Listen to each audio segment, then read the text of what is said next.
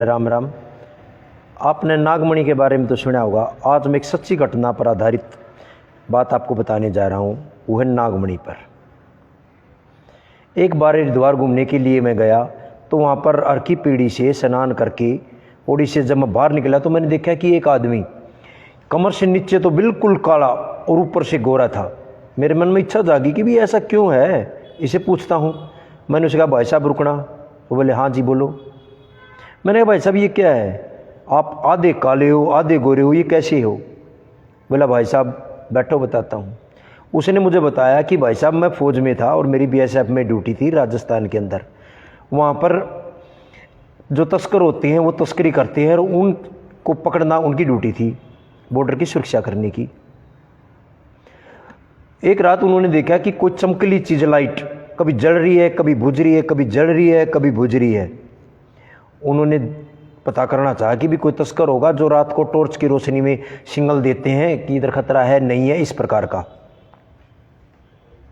तो उन्होंने मेरी ड्यूटी लाई कि जाओ पता करो कि ये क्या है। वो वहाँ से अपना असला वगैरह लेकर ऊँट पर चल पड़ा।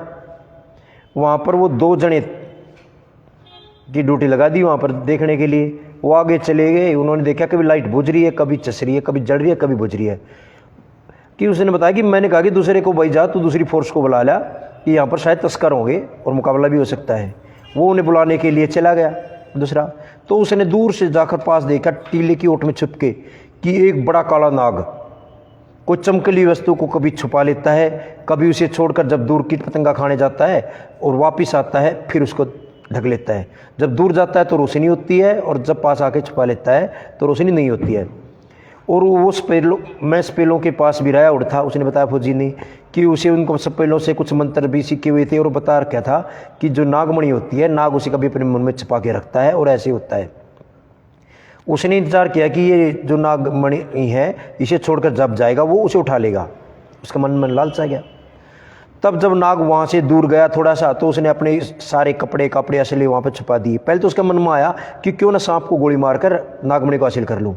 फिर उसने सोचा कि अगर गोली चलाएगा तो बॉर्डर पर चौकी पे पता चल जाएगा गोली की आवाज़ से, वहाँ से और आ जाएंगे और वो फिर सबको पता चल जाएगा भाई नागमणि है, इस प्रकार का है वहाँ। फिर उसने सारे कपड़े वहाँ पर छुपा दिए।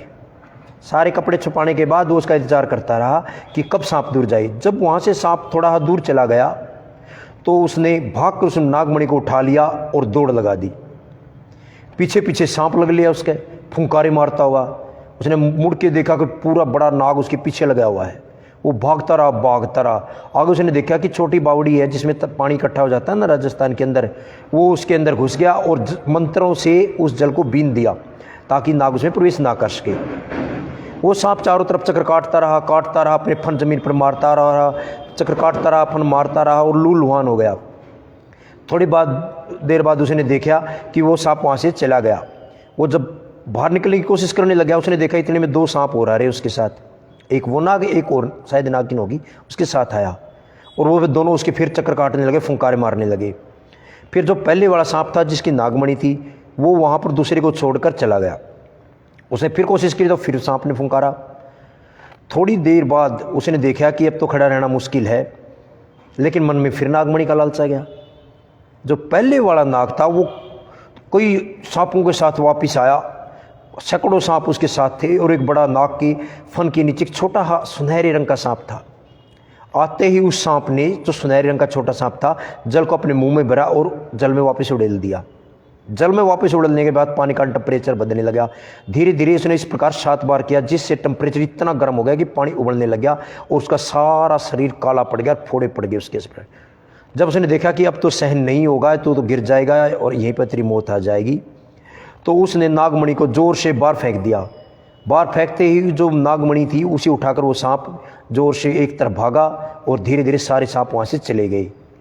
इतने में वो बेहोशी की हालत में किनारे से बाहर आया और बाहर आकर बेहोश हो गया। जब उस फौजी की आंख खुली तो अपने आप को अस्पताल में पाया उसने, और उसके साथियों ने बताया कि ऐसे तेरे कपड़े वहाँ पर थे, तो उस जो ये टापू है, ये बावड़ी है, इस पर तो किनारे हमें बेहोश मिला। ये थी जी नागमणि की एक आप बीती सच्ची घटना पर आधारित। आपको कैसी लगी आप कमेंट करके ज़रूर बताएं। थैंक यू दोस्तों।